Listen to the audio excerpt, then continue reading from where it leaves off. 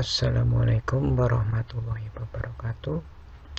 Salam sejahtera untuk kita semua. Pada pertemuan kali ini, pertemuan pertama mata kuliah Sistem Informasi Akuntansi, melalui video ini kita adakan pembelajaran secara daring atau pembelajaran dalam jaringan. Untuk pertemuan pertama itu dari kampus memberikan kontrak perkuliahan, yaitu mata kuliah Sistem Informasi Akuntansi berbasis KBK atau berbasis kompetensi. Jadi untuk pertemuan dapat dilakukan dari pertemuan 1 sampai 6, kemudian UTS, dan disambung ke pertemuan 9, yaitu presentasi berdasarkan kelompok. Selain itu juga diwajibkan untuk menyusun buku, ya, sehingga di akhir perkuliahan nanti dihasilkan sebuah buku yang dapat dijadikan literatur untuk yang lain. Oke, kita mulai dengan sistem dasar akuntansi. Sebelum kita memasuki masalah akuntansi, kita perlu bahas terlebih dahulu, yaitu tentang cara kerja komputer. Dalam sebuah sistem yang tidak terlepas dari peran dari hardware, software, dan brainware. Sistem adalah sebuah perangkat di mana bagian dengan bagian lain saling terkait untuk mencapai tujuan yang sama. Nah, begitu pula dengan komputer. Komputer itu terdiri dari 3 bagian besar pada processingnya, yaitu ada input, proses, dan output. Untuk input itu atau masukan itu berupa data, ya, data yang dimasukkan baik melalui keyboard, mouse, USB, kemudian melalui jaringan internet, dan lain-lain. Kemudian setelah data masuk ke dalam media proses, masuk ke dalam memori, kemudian dilakukan proses oleh CPU. Nah, di dalam CPU terdiri dari ALU dan CU, control unit, dan algoritma arithmetic logical unit.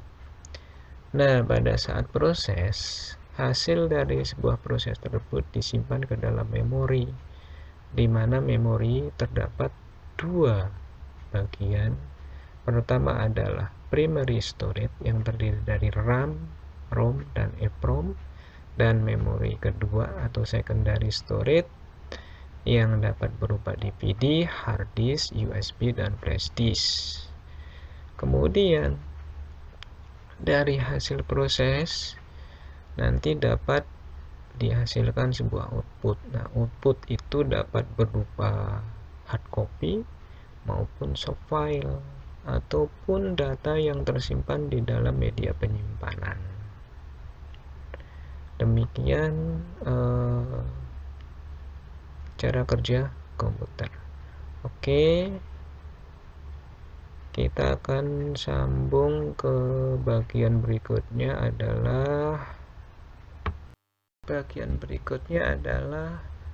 sistem akuntansi, di mana ada 2 macam, yaitu sistem yang bersifat manual dan sistem yang terkomputerisasi.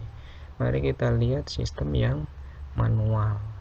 Nah, pada SIA, Sistem Informasi Akuntansi, yang manual itu pertama dimulai dengan adanya transaksi perdagangan yang menghasilkan adalah dihasilkan invoice atau faktur penjualan. Kemudian dari faktur penjualan disalin secara manual dan double ke dalam general journal dan receivable list atau daftar penerimaan, ya. Kemudian dilanjutkan dari general journal itu dibentuk transaksinya ke dalam buku besar secara manual pula, dan dilanjutkan ke laporan keuangan yang secara manual. Sedangkan untuk tahapan receivable list, di situ juga terdapat kartu hutang dibuat secara manual atau payable list, dan item, terbentuk item.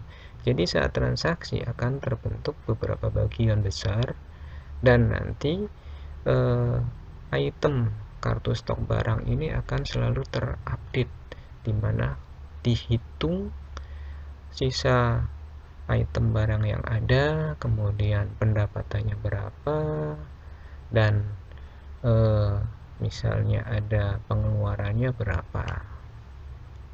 Itu yang secara manual. Sedangkan berikutnya adalah yang terkomputerisasi.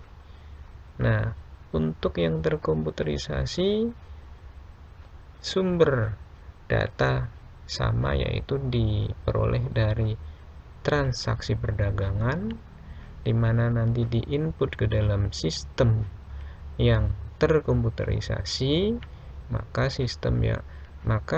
akan terbentuk secara otomatis, ya. Transaksi yang diinput akan terbentuk transaksi yang terkomputer atau tercatat di dalam media penyimpanan, dan nanti didapatkan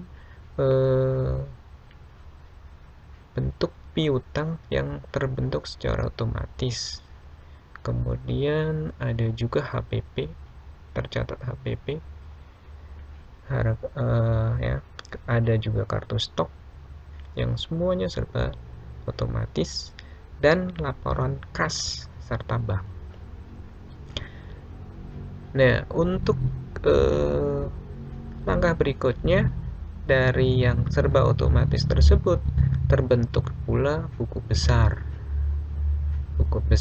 kemudian grafik analis dan reporting. Nah, untuk reporting biasanya yang dibentuk bisa bulanan, tahunan, bila laporan berbentuk laporan tahunan, ya. Kemudian untuk jurnal sendiri ada jurnal harian dan bulanan. Nah, nanti dapat diakumulasikan dalam satu bulan itu terjadi berapa banyak transaksi, dan seterusnya. Jadi transaksi secara terkomputerisasi akan terakumulasi, baik itu dalam bulan maupun tahun, sehingga nanti laporan akhir itu dalam bentuk ledger. Untuk bagian berikutnya adalah berikutnya kita lihat siapa saja pemakai dari informasi akuntansi. Nah, pemakai dari informasi akuntansi ada dua bagian besar, yaitu internal dan eksternal perusahaan. Untuk yang internal perusahaan, di situ ada direktur dan manajer keuangan.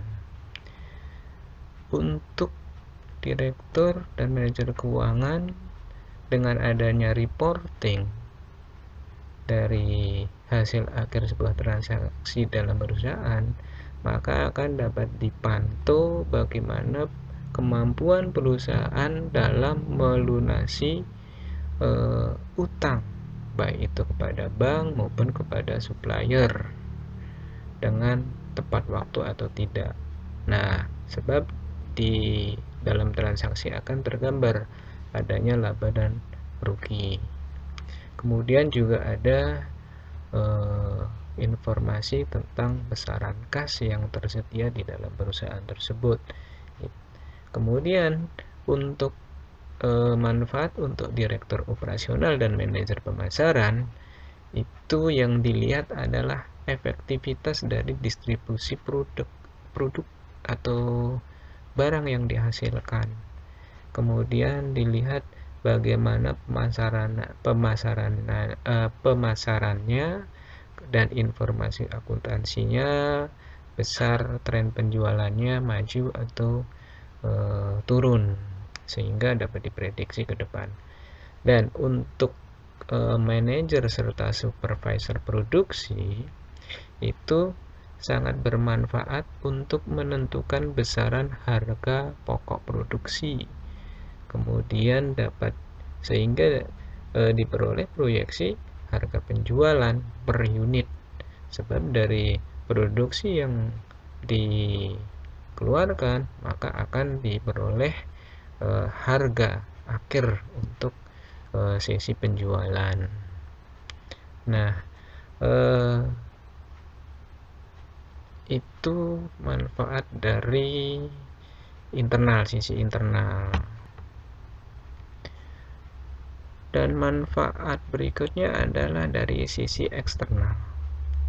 Nah, di sisi eksternal ini atau orang di luar perusahaan itu ada kreditor, pemerintah, pemegang saham, investor, dan supplier. Nah, untuk investor dengan adanya RUPS atau laporan akhir pemegang saham yang biasanya dilakukan setahun sekali, itu akan tergambar penerimaan modal untuk investor dapat mengambil keputusan apakah akan membeli atau melepas saham. Itu bagi investor. Namun bagi kreditur bank, ya, baik bank itu maupun supplier, itu akan diperoleh informasi besarnya tingkat risiko untuk dapat diberikan kredit. Bila labanya besar maka dapat diberikan kredit, namun bila merugi maka kemampuan untuk diberikan kredit akan semakin kecil. Sedangkan dari sisi pemerintah, dari laporan yang diperoleh tahunan akan dapat dihitung besaran pajak yang masuk kas negara. Ya. Kemudian dari sisi ekonomi atau pengamat ekonomi, dari laporan-laporan perusahaan itu dapat diproyeksikan bahwa kondisi ekonomi ke depan apakah terjadi inflasi atau kemajuannya berapa persen atau pertumbuhannya, sehingga dapat dilakukan langkah-langkah yang lebih baik untuk mengantisipasi ke depannya. Demikianlah video tutorial pertemuan pertama ini, semoga bermanfaat dan nanti kita sambung ke pertemuan kedua. Terima kasih. Wassalamualaikum warahmatullahi wabarakatuh.